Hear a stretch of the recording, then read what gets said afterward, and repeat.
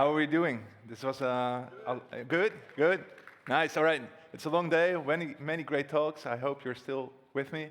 I have one code slide for you today, so hopefully that is promising.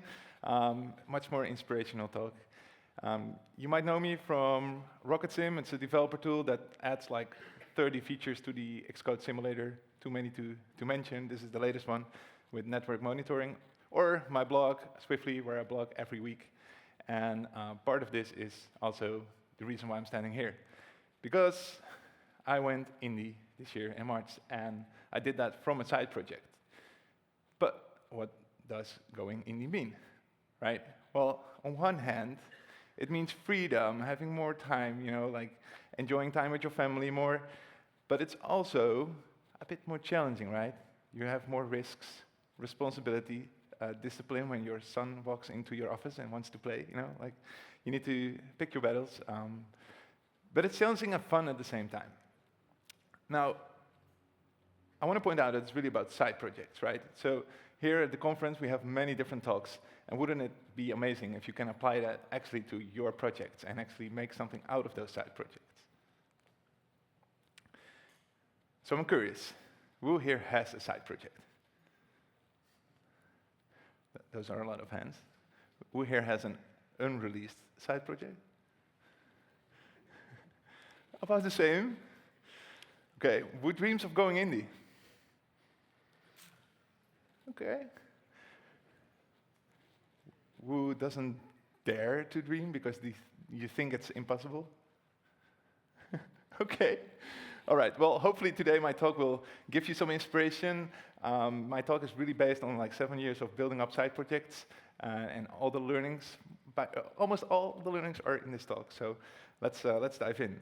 But first, since the start of Swiftly, it was 2015, wrote one article and the second one in 2017, to be fair, but I started in 2015. I worked at WeTransfer since 2017. If you work at Bending Spoons, would love to talk with you. I watched Breaking Bad and Game of Thrones twice. I still hang out with my friends every now and then. And I became a dad. He's not afraid of heights, but I got 2 sons. Thank you. I married my wife. I built partly my own house. I play golf. This is Josh Holtz from Fastlane. We have a tradition going on, Swift Leads. And this is my dog. I walk him every day, like 30 minutes, 3 times. And I'm not sharing this to brag, right? I'm sharing this because I do all these things, and I still made my side project super successful. So what I mean to say is what we think is our potential doesn't match our actual potential. There's basically no excuse. There are a few parts that I want to cover today, and these are basically the modules. So the first one is mindset. Who here does bouldering?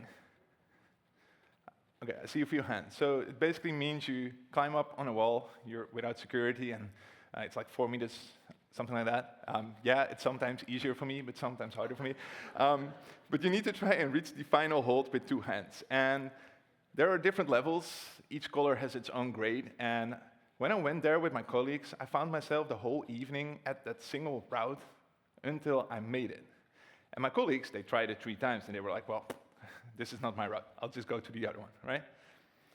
Now, to me, in a way, it's similar to starting a new project. Because you start a side project, it's super fun in the beginning, and all those new APIs, but then it becomes a bit more challenging, more rough. And what you do, I got that new idea. Let's just start a new project, right? But it all starts over again. So in a way, I'm trying to say, see if you can push through those challenges. And don't quit just because of it, right? It's not a reason to quit.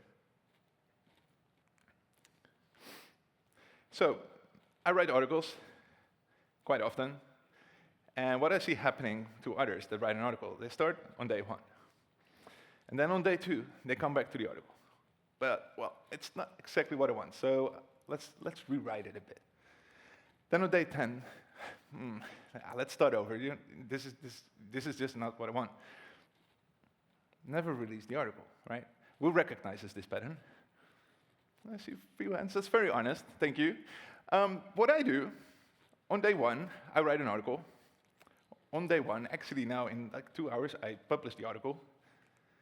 And on day 10, yeah, sure, it's never perfect. Actually, somebody approached me today, like, your main actor article has something that can be improved. And I was like, well, that's amazing, right? I revisit the article, I improve it, and that's how you do it, right? But I still had the article out for 10 days already, and updating it, it's much lower barrier than, revisiting it, getting back into the context, being convinced that this is still a good article to publish. So yeah, embrace imperfection, learn and improve. And we call it learn by shipping. So if you want to release an app, that first step is super important. Get it out there. The update is much less, daunting in a way, because you're already out there. So that first step is super important. Next up, with socials. Realistic expectations is quite tough. These are just a few, and I'm one of them too, because I share my results and I'm proud of it. But from the outside, it looks like this is just, I just need to build, and it's done, especially with those AI tools nowadays, right? Like, it feels like money is almost free to get if you just publish a simple tool. But the reality is that it's not that simple. You don't know how long they have been building this tool for it to become so successful. And this is another great example. It's from 2011, it's Angry Birds, and I thought, like, wow, this is an overnight success, isn't that amazing? But what they don't tell you is that it took them 8 years. They almost went bankrupt, and it was like game number 50, right? So they failed 50 times before Angry Birds became super successful. Now, do get inspired by those posts, but do reflect for yourself, like, okay, I now have a monthly income of like 4,000 a month or something, so that is my goal. And that Antoine shares that he had that certain number, that doesn't matter, right? You have your own journey, so define your own goals when you're working on this. Who recognizes these two? Yeah, one of them? All right, so this is the England team, and they actually didn't win the Tour de France for like 110 years before Mr. Dave joined their team. And what he basically did, he focused on very small improvements, like 1% improvements, like a lighter bike, a different food, different sleep patterns, all those little things. And you can see that eventually they won a lot of prizes, and it's really because of those really small improvements over time. Now, this is a book, Atomic Habits. I highly recommend reading it. I love it. It's really my favorite book at this point. But it comes down to the same, right? 1% every day compounds over time. And reducing it like this becomes much more achievable, right? Like, improving one little thing, like, think about it. If you stand up, like, instead of 7 a.m., you stand up at 6 a.m. or something. Maybe that's a hard example, but, I mean, think about the 1% improvement you can make, and you will eventually become a much better version of yourself. So this was a common question I often had. Like, I do so many things if you look today, right? But the fact is, it's a compound effect of years of slowly improving and optimizing. And this is Rocket Sim's revenue. And you can see it's like 2 years in the beginning that it almost made no money. But eventually it started to resonate. And I was still pushing through those challenges, kept my focus, pushed through, made it more better. And eventually revenue started to grow. And this is what you call the valley of disappointment, right? You publish that app, and you're like sitting on like the active users, and you hope that it grows and it grows and it grows. And then you realize, like, we're 2 weeks in, the launch push is done, and I don't see many users anymore, and I expected like at least 1K monthly recurring revenue, but it's not there. And that's the valley of disappointment, right? Like, it takes time to grow. So you need to push through and keep holding on what you believe is truly the next big thing for users to use. All right, hopefully we now have the indie mindset, is what I call it. So let's go into planning. And I start with this overview. I use GitHub because I'm a developer, and you might not know it, but GitHub has a great feature, which is projects. And this is one of the views where you can see for Q2 that I still had some things to do. But it's easy to reflect on it, right? Like, how come I thought that I could do that in a quarter, and how come I didn't do it? Didn't I prioritize well?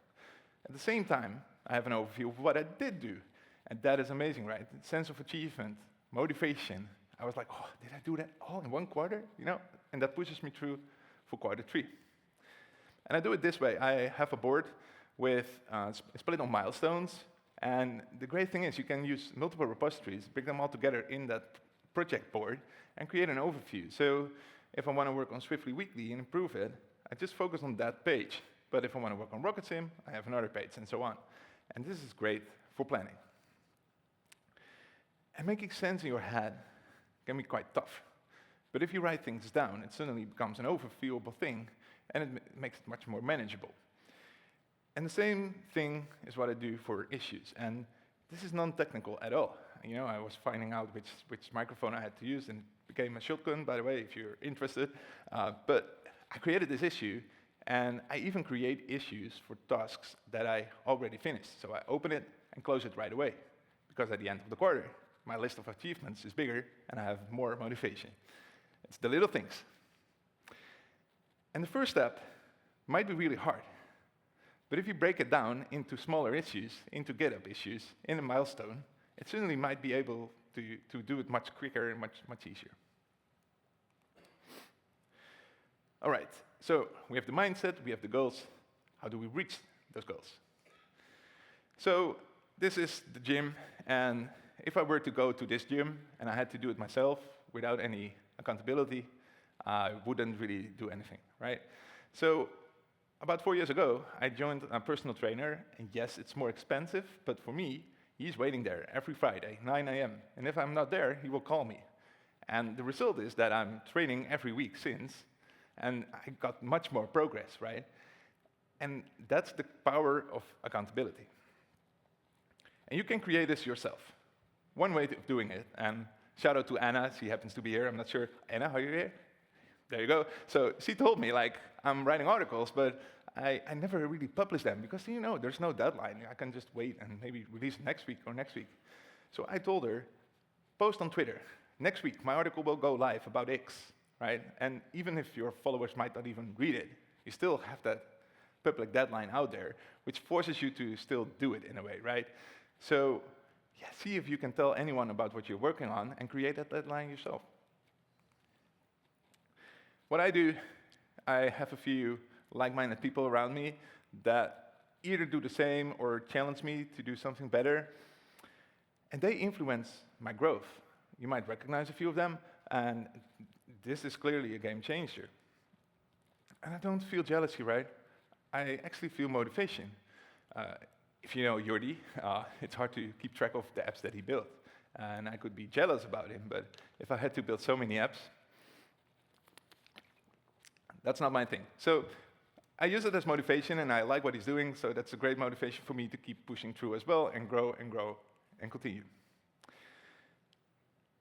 And how do you do that, right? We know how to set goals and such, but you also want to create a productive environment. Because side projects are side projects, right? You have a full-time job, you have your family, you have sports, you need to commute. How do you do it? I have work habits, and I want to go over them. And the first one, if you're here with your boss, make sure they are not seeing this or listening to me, but I know quite a few that went indie after doing this technique. You might be really familiar with your code base and do much more than your colleagues in just a short amount of time, which means that nobody would notice if you use 30 minutes at the end of the day to work on your own stuff. We transfer is required, so I think it's good. But yeah, what I use is I have quick wins. I label issues when I create them as quick wins. So if I only have 20 minutes, I filter those and I pick one of these. And that allows me to do one thing every day, right? Even if I have a small amount of time. And the deep work, I save that for when I have 3 or 4 hours of consistent time, because you really need that context and focus to push through it. Consistency. I started writing articles in 2017, every week, on every Tuesday, ever since. And it's consistency that really brought me the growth and maybe even made me stand here speaking now. Think about it. And it's really consistency. Just keep that streak going. Avoid perfectionism. I had a talk today during the lunch about this. And many apps don't make it to the App Store because it's simply about perfectionism. While you could have learned a lot of things already if you just pushed it out and gained data and insights. It's really about just learn by shipping. And yes, this is another example, right? It's not always super important to.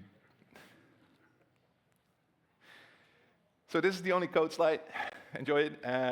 But yeah, this is something, right? Like if my son walks in and he says, "Daddy, let's go out and go to play or something." I want to do that as often as possible, right? Like they grow up so quickly, is what I've been told by anyone. So what I do, I write down where I at, and if I have the time to quit at any time, I try to quit at the moment when it's still fun. Because if I'm in a really tough problem, it's much harder the next day to get started again, because I don't want to work on this anymore. It's daunting, and that's quite a big problem. But if you stop in a moment where you're excited, you want to get started again. You can't wait to continue the project, right? So this is super important work at it. Context that we're learning. I told you I walk the dog 3 times a day, about 30 minutes. It's a Bernese mountain dog. If you know these, they don't always want to walk, so sometimes it's 10 minutes. But if I have the time, I try to find a podcast that actually fits what I'm currently doing. So maybe I'm optimizing my paywall, so I listen to the Subclub podcast from Revenue Cat, and I see if I can get some insights that I can use when I'm back from walking the dog, right? So it's making the most out of your time. And this doesn't always have to be, because you can also just enjoy the walk, but sometimes this could be a great way to learn while you're doing something else. And this is my slogan, in a way, right? Like, the 1% resonates here again. If I can be a better version of myself tomorrow, that's already a great win. And if you think about that, you will slowly become a better version. Think about it. So yeah, lucky moments. Yeah, my wife says that I'm always lucky when I need to park the car. I'm not sure if it counts here too, but think about it. If you find a job position at a company you wanted to work for, and now it's suddenly there, and they ask you like, "Hey, do you want to apply?" But it says something like, "Yeah, you need experience in Swift UI." But over the past years, you were lazy, and you didn't watch any WWDC videos, and you didn't invest in learning. There is the lucky moment, but you're not prepared for it, so you can't embrace it, right? So in a way, yes, there is luck, but you also need a way to embrace luck. So prepare yourself for the unknown. And yes, you might think Antoine is just thinking about work all the time. No, you really need to relax as well. And I go far. I had a colleague who was always everywhere, and I told him, like, "Hey, how do you do that?" And he told me, like, I just create 2 calendar events in the week where I sit down with my wife and we watch series. And I have it in my calendar. And that sounds crazy, but it does make sure that you spend time with your family. And oftentimes it's like 4 or 5 or maybe 6 nights in the week that you sit down with your wife. But still, it's a way to organize your life and make sure that you don't overwork. Stay productive and don't give up, right? So let's continue here. If you're stuck, take a break. How often have you come back the next morning and suddenly you solved the issue? And I've been told sleep learning is actually a thing, and I truly believe it. So you fall asleep with that annoying bug in your mind, or the 5,000 concurrency warnings. That maybe is a tough one to fix in the next morning quickly, but yeah. It can be a great way. Walk the dog, go out of context, or use a rubber dog in my case, but talk with somebody about the issue, and you will quickly find out yourself how to solve it. And it could be that isn't the solution. And I try to time box everything. So if I'm working on a bug from a RocketSim user and I have a diagnostics report, I'll show that later, I just try to fix it quickly. And if I can't fix it, it means I don't have the logs in place to give me the information I need. And I don't want to spend a whole day on just that bug. So I just add a few logs, I release a new version, and I'll come back to it next week. And hopefully that will optimize the flow and fix it quicker. Yeah, and the important part is, I love RocketSim. I love working on it, making developers more efficient. So that allows me to keep pushing through. And if it's a hard challenge, I will still keep pushing through because I'm passionate, right? So don't just build an AI tool because AI is making quick money. Only do it if you really love that AI tool, right? So, next, automation. Cost time in the beginning, but eventually those tools will save you time, and that resonates, right? So the Swiftly Weekly newsletter will follow Swiftly Weekly. Just a few hands. Okay, that's great. So today it went out with a new version. If you use light mode, sorry, I will fix it next week, and you will notice if you open the newsletter. But this is the tool that I use every week, and it allows me to fetch all the Swift evolution changes for that week. And I can press that button, post to good bits, and it's now a little different. But for me, this is the difference between spending half an hour going through all the pull requests and manually finding out which proposals changed and what their state changes is, to literally like 2 minutes every week, right? So think about it. That's a lot of time saved if you think about it over the whole year. This is diagnostics. So I use this in all my apps. We built this at WeTransfer back in the days. And what it does, it answers all those questions for users. Which OS version are you on? Do you have the latest app version installed? You can get all the system logs in sessions. I can't count the number of bugs that we solved by just looking at this diagnostics report. And even the support team knew how this worked. So the support team would often even be able to tell the user, like, hey, you didn't have an internet connection. That is probably the issue. So we, as engineers, weren't even disturbed by issues. And for me, with RocketSim, this, is a game changer for solving bugs as well. So that's another optimization. AI, I'll keep it really short because you can give an AI talk completely on this. But yeah, make sure to fit AI in your workflow. Development practices. Think about how you can speed up your development workflow. Anything you can do that compounds is great, especially if it also compounds for your colleagues. So what I did from the beginning is I created a personalized decay. I also have a stocks app, a stock analyzer, less known, but it's just a hobby, fun project that I have. And many of those packages I reuse in that app, and that saves me a lot of time. I only have to maintain it at one place. And for RocketSim, I do the same. So these are all separate features that I built in a separate package individually. And the great thing is, it almost feels like I'm starting a new project, because I have an Xcode project per package as well, so I can just work in that isolated environment and really optimize that feature, and then eventually I go back to RocketSim and release it to the App Store. And this could be an answer as well if you really are willing to work on a new project for once. This is almost like accessibility. Tests are almost skipped, but I believe tests will actually save you time, especially in the end. For RocketSim, there's a recording feature with bezels and touches and all those things. And if I have to test that every release and find out whether the outcome video is still matching what I expect, it would take me so much time. And now I just have tests with snapshots, and I know it's still working, right? And this is just a simple example, and I'm sure you know what I mean. Deciding what to build next. This is the roadmap in RocketSim. People can basically vote on it. It's open source. You can see the link on the bottom if you want to implement this in your apps. This helps me to know what my users want. Basically, users vote on it. And it doesn't mean that I'll always work on the highest upvoted feature, because sometimes you already have a proof of concept of the second most voted feature, and it's much more efficient to build that. And that's how you slowly but surely implement all the features requested by your users. And I try to focus on these two. Quick wins, like I said, when you have a short amount of time. But the bigger features that require higher effort, but result in higher impact, are the ones that you want to do when you have more time available. And the effect of working on something that the users want is quite large, and I didn't expect this back then, but this was in June, actually, this year, and I released the network monitoring feature that replaces like Proxyman and those kind of things. And you can see what it did. When I published it with an article, like suddenly the trials went crazy up. So that's obviously the point where I released the most requested feature. So that is how important it is to ship fast and learn from your users. Marketing and audience growth. I'll be honest right away that this is not my primary knowledge base, but I still learned quite a bit over time, from podcasts, from books, from articles.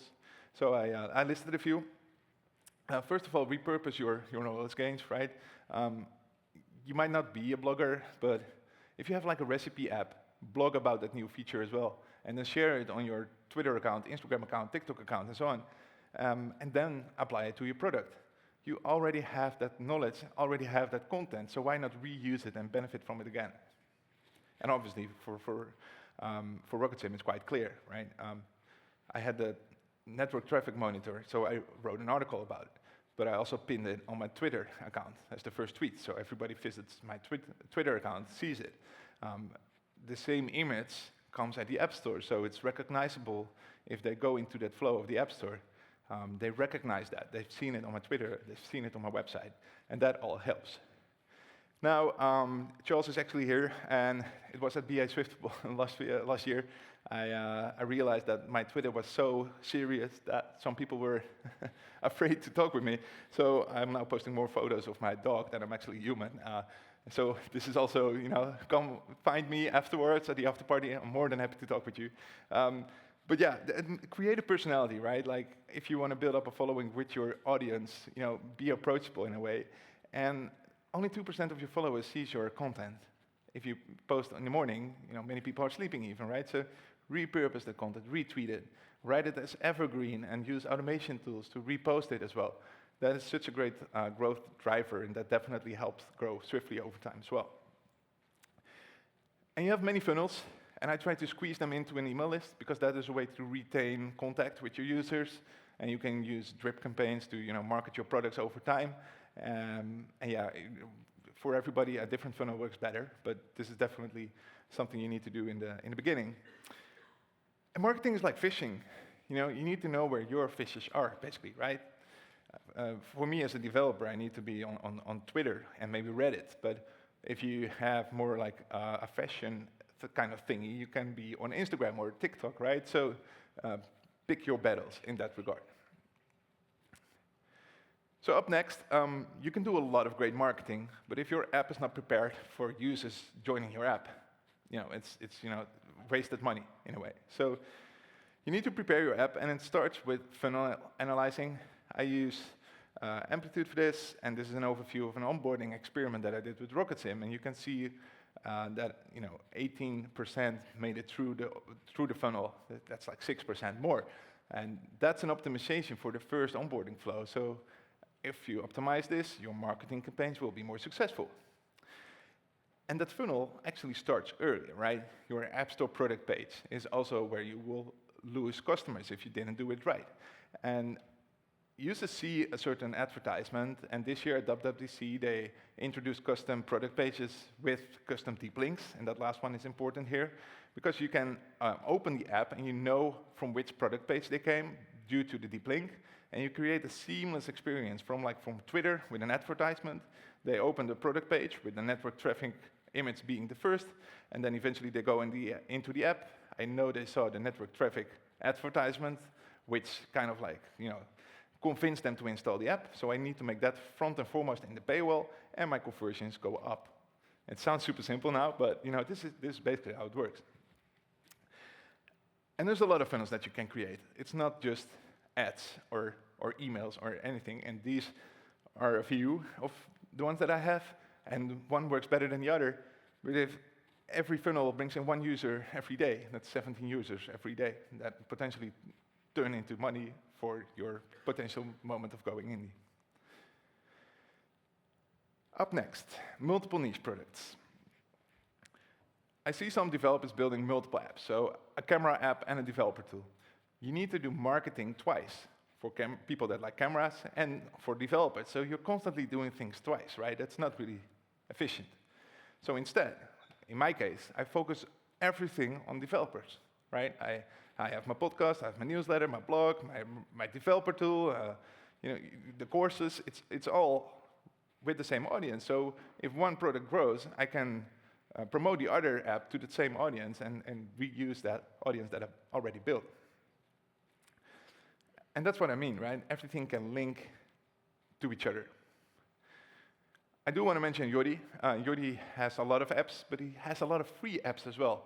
And you might think well, that's wasted time, but you need to install his app via Gumroad and provide your email. So he has 300,000 email addresses now. And if he publishes a new tool that is paid, and only 1% buys that for 10 euros, that's like 30K or something. That's already a lot of money, isn't it? So you can use free utilities to build up your audience and gain email addresses accordingly. Relationships and connections. It's another one, and actually here, your neighbor might actually be somebody that's super valuable for you. And you sometimes talk with somebody, you're like, well, I don't want to talk with that person, let's be honest. But it might actually be a super important relationship with a hidden opportunity behind it, right? So in general, always be kind to people. You never know what it will deliver. And it might be, just with friendships, that you invest a lot of energy in someone. And it will bring back energy later in a year or something, right? Like sometimes you need to invest more before you get something in return. Now, this is a podcast that I launched like a month ago. There's not just one episode. This is with Jordi Brown. And the great thing is here, I give Jordi a stage to promote his apps. So it's a great win for him. But on the other hand, Jordi is now on my podcast and shares the episode with his audience, right? So my reach compounds with the reach of the people that I invite. At the same time, I love talking with other indies because they inspire me and they share me how they won a design award, right? Like the background stories of it is just super inspiring, and this creates win-win opportunities. So see if you want to work together with somebody, whether you can create that win-win opportunity. Next is financial strategies. How am I doing on time? Still going well? All right. Either way, your goal is to go indie. So set a goal for you when you want to go indie, and make sure to measure these things. If you don't know them yet, look them up. I won't go into detail too much for it. But I did a lot for it. I measure a lot of things, and this is the paywall for RocketSim. By no means the perfect paywall. It works for RocketSim, might not work for your app, but point being, measure, experiment, and see if you can slowly optimize to better versions. And then the clicker thought, this is enough. Right. Hopefully it works in a bit. Define your offering. I'm not a fan of lifetime. When RocketSim launched, I had a lifetime of $9. Well, now the yearly is like 30 or 40. So think about it. You know, if I kept that lifetime, I would lost a lot of recurring revenue, and I wouldn't be an indie today. So yeah, think about the offering that you have in place. And this is still not working. Try turning it on and off again, and then see if it works. It always works, isn't it? If you increase the price, make sure you also add value, right? Justify the price increase. Really balance that. And a great thing of still having that full-time job is that you don't need the income of your side project.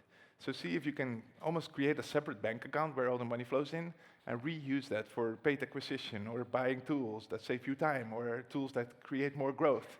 And that's a really great flywheel effect that will, you know, increase your growth over time and makes it easier to go indie eventually. Consider a 4-day work week. I did it at WeTransfer, and you can see the impact. I was really surprised by this, and this also made me go indie much quicker, because think about it, if I work 5 days instead of 1 day a week, what the impact would be. So yeah, that could be another strategy.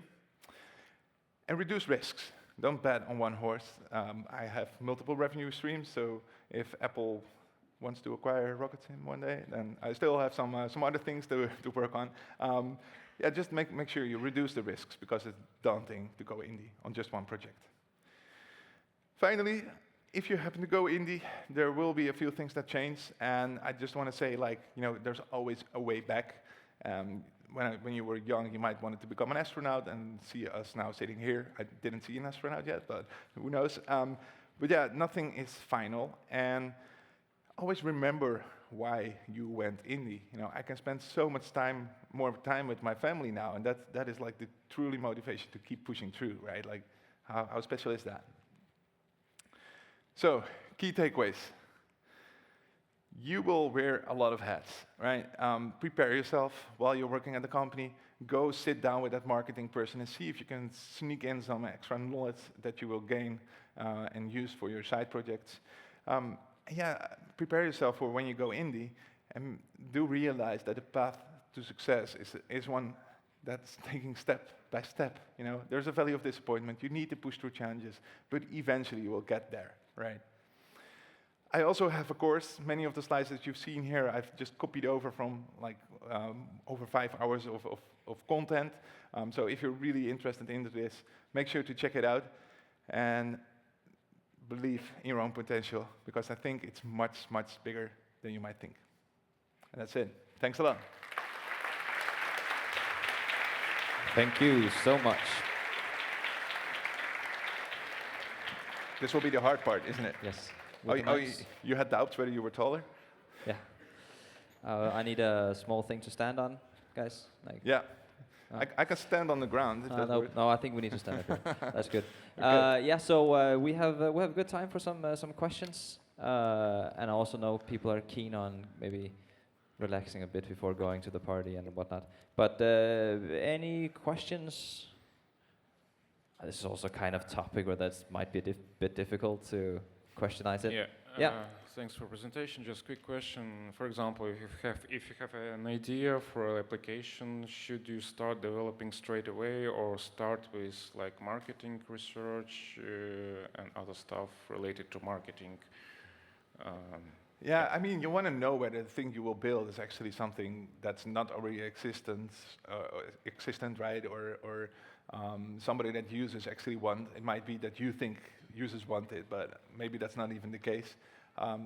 I know Blackbox, Ryan, I was speaking with him last week in the podcast, actually, and he told me for Blackbox, he gave his prototype to friends, and they didn't want to give back the phone, which was a clear sign for him, like, okay, I need to push through and get this into the App Store, right? So see if you can quickly build a prototype of your ID and validate it with some users, and then just, trust in yourself and push through. Okay, thank you. You're welcome. Yeah, another. Either way, right, like in the after party or something, just find me. Tomorrow I'm here as well. I'm more than happy to answer any questions. Thanks for the talk. It was super inspiring. So for me, like increasingly the apps market is very saturated, right? And like you can no longer make a flashlight app and make a million, right? Like increasingly, in order to actually have something unique, like it needs to be somewhat complex. So like, let's say you have an idea, but the MVP like cannot be simplified further and it's still a big lift. Like, is that just something you should give up on as an indie developer? Well, there's actually a technique shared by Ariel from App Figures. So there's like, and this is an example, hopefully that answers your question. There are apps that are still doing very well in terms of revenue, but they haven't been updated for 2 years. So what you could do is find that ID, modernize it, make it more beautiful, and you will probably take over that revenue, right? In your case, if you still believe that the existing product isn't as good as you think it can be, then that's a reason to push through, if you truly believe in that. And that's once again something you want to validate before pushing through. But another example is with articles. So many people are like, yes, there are already 10 articles about property wrappers. Well, when I wrote my article about it, there were also 10 articles, but I still get a lot of visitors because you write a different perspective.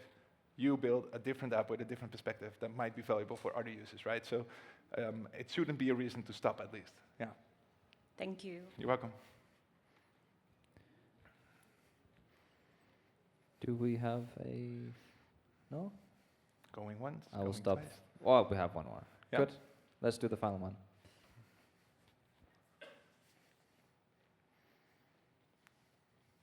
Thank you for the presentation. I would like to ask you, what advice will you give to yourself 8 years ago when you started all this?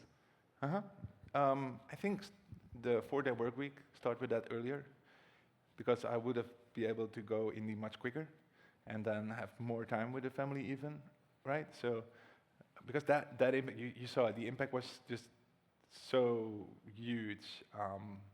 Yeah, that's the first thing that comes to mind. But this is a typical question that if you ask me tomorrow, I have a different answer. So feel free to ask it again tomorrow. Good. Well, thank you. Thank you.